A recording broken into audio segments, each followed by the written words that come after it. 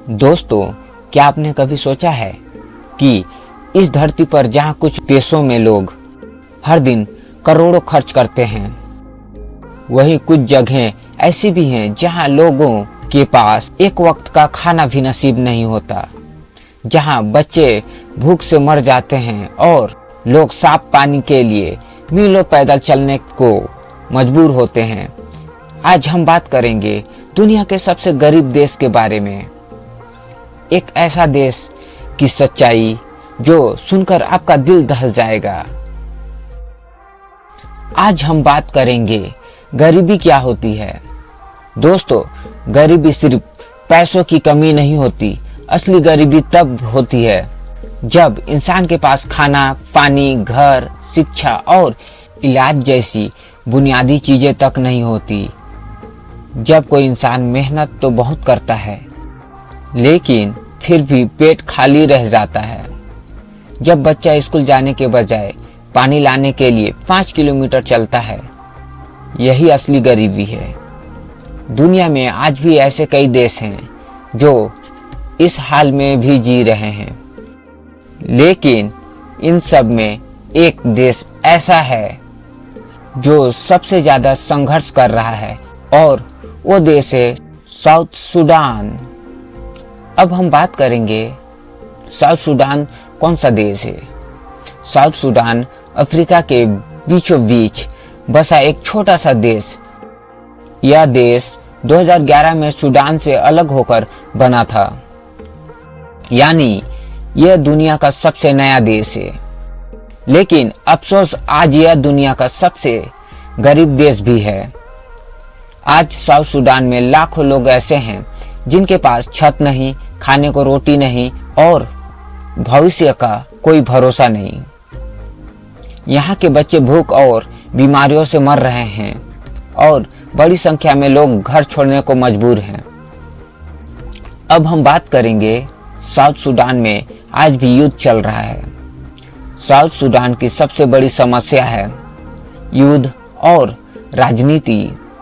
देश आजाद तो हुआ है लेकिन लोग आज तक आजाद नहीं हो पाए, क्योंकि आजादी के तुरंत बाद ही यहाँ गृह युद्ध शुरू हो गया।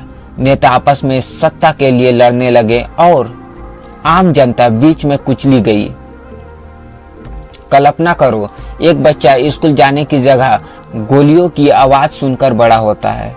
एक माँ को अपने बेटे को सुरक्षित रखने के लिए रोज भगवान से दुआ करनी पड़ती है। यहाँ घर से निकलना भी डर का काम है, क्योंकि न जाने कब कौन सी फायरिंग शुरू हो जाए।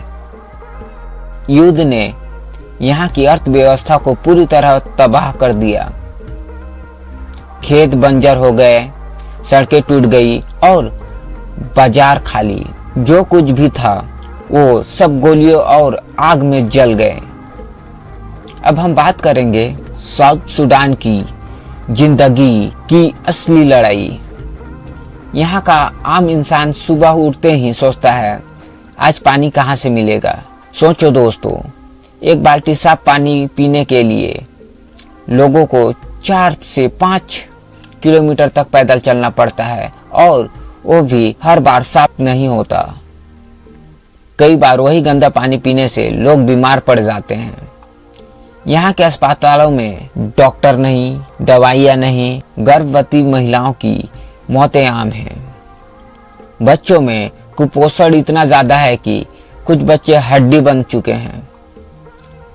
यूएन के रिपोर्ट के मुताबिक साउथ सुडान के आधे से ज्यादा लोग भूख से जूझ रहे हैं।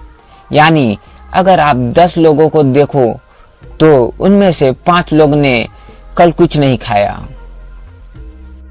अब हम बात करेंगे साउथ सुडान की अर्थव्यवस्था का सच। अब बात करते हैं पैसों की। साउथ सुडान की जीडीपी प्रति व्यक्ति सिर्फ $500 से भी कम है। यानी एक भारतीय जितना एक महीने में खर्च करता है, वहां के लोग उतना पूरा साल में भी नहीं कमा पाते। यहाँ की अर्थव्यवस्था पूरी तरह कृषि और तेल पर निर्भर है, लेकिन तेल उद्योग भी युद्ध और भ्रष्टाचार की वजह से रुक चुका है। फसलों के लिए बारिश नहीं होती और जो होती है वो बाढ़ में सब बहा ले जाती है। सरकार के पास विकास के लिए पैसा नहीं और जो पैसा आता है वो नेताओं की जेब में चला जाता है। यानी ये देश गरीब नहीं था, इसे गरीब बनाया गया है। अब हम बात करेंगे साउथ सूडान की शिक्षा और भविष्य की। साउथ सूडान के बच्चों का भविष्य सबसे ज्यादा अंधकार में है। यहाँ के 60% से ज्यादा बच्चे स्कूल नहीं जाते। वजह स्कूल ही नहीं है और जो है वहाँ किताबें नहीं, टीचर नहीं और कभी कभी तो छत भी नहीं। लड़कियों की हालत तो और भी खराब है। बहुत सी बच्चियां 14-15 साल की उम्र में ही शादी करने को मजबूर हो जाते हैं क्योंकि परिवार के पास खाने तक के पैसे नहीं होते। शिक्षा की कमी के कारण लोग आज भी पुरानी सोच और अंधविश्वास में फंसे हुए हैं। कोई तकनीकी विकास नहीं, कोई स्टार्टअप नहीं, कोई नई सोच नहीं। जब दिमाग ही भूखा हो तो सपने कैसे पलेंगे। तो दोस्तों, यहाँ तक हमारे वीडियो देख लिए हैं तो हमारे वीडियो को एक लाइक और नीचे लाल कलर का सब्सक्राइब का बटन भी दबा दीजिए और हाँ, अपने दोस्तों तक शेयर करना मत भूलिएगा।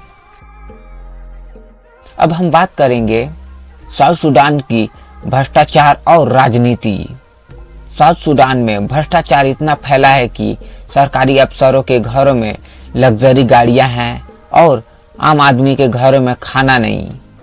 हर साल लाखों डॉलर की विदेशी सहायता आती है लेकिन जनता तक कुछ भी नहीं पहुंचता। गरीबी वहां की मिट्टी में नहीं है, गरीबी वहां के सोच और सिस्टम में है। अब हम बात करेंगे यहाँ की प्राकृतिक चुनौतियां। यह देश अक्सर बाढ़ और सूखे के बीच फंसा रहता है। कभी इतना बारिश होती है कि पूरा गांव डूब जाता है और कभी महीनों तक एक बूंद पानी नहीं गिरती। इससे खेती चौपट और भूख बढ़ती जाती है। क्लाइमेट चेंज ने हालात और खराब कर दिया है। जमीन बंजर, पेड़ सूखे और नदियां गंदगी से भर गई है। यहाँ इंसान प्रकृति से भी हार रहा है। अब हम बात करेंगे बाकी गरीब देश कौन है। साउथ सूडान के अलावा भी दुनिया में कई देश गरीब से जूझ रहा है, जैसे कि central African Republic, Burundi, niger, Mozambique, Madagascar आदि। इन सब की कहानियां लगभग एक जैसी है। युद्ध, राजनीति, भूख और संघर्ष। लेकिन फर्क यह है कि कुछ देश धीरे धीरे उठ रहे हैं जबकि साउथ सूडान अब भी अपनी जगह लड़ रहा है। अब हम बात करेंगे साउथ सूडान की क्या उम्मीद अभी भी बाकी है। हाँ दोस्तों, उम्मीद अभी बाकी है। आज भी वहाँ कुछ एनजीओ, यूनिसेफ और यूएन जैसी संस्थाएं मदद कर रही है। स्कूल खोले जा रहे हैं, बच्चों को खाना दिया जा रहा है और गांव में पानी पहुंचाया जा रहा है। कई युवाओं ने वहां की तस्वीर बदलने की ठानी है।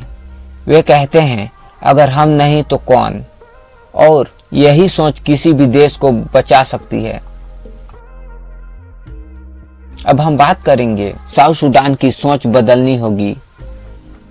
गरीबी सिर्फ साउथ सूडान की नहीं, ये हमारी सोच की भी बीमारी है।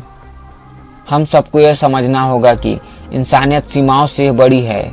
अगर एक देश भूख से मर रहा है तो यह सिर्फ उसकी नहीं, पूरी मानवता की हार है। जब तक दुनिया के हर इंसान को बुनियादी जरूरतें नहीं मिलती, तब तक अमीरी अधूरी है। तो दोस्तों, साउथ सूडान की कहानी हमें सिखाती है कि आजादी का मतलब सिर्फ झंडा नहीं, बल्कि पेट भर खाना भी है। अगर समाज मिलकर काम करे तो सबसे गरीब देश भी अमीर बन सकता है। शायद हम वहां जाकर मदद ना कर पाए, लेकिन एक जागरूक इंसान के रूप में हम यही सीख सकते हैं कि हमें अपने देश, अपने गांव और अपने समाज में किसी को पीछे नहीं छोड़ना है। क्योंकि अगर एक को भूख लगी है तो हम सब अधूरे हैं। तो दोस्तों, ये भी दुनिया के सबसे गरीब देश की सच्ची कहानी साउथ सूडान की है। अगर आपको ये वीडियो थोड़ी सी भी पसंद आई हो तो हमारे वीडियो को एक लाइक और चैनल को सब्सक्राइब करना मत भूलिएगा। और हाँ, रोज लाता हूँ ऐसे ही जानकारी वीडियो। तब तक सीखते रहो, सोचते रहो और इंसानियत को जिंदा रखो।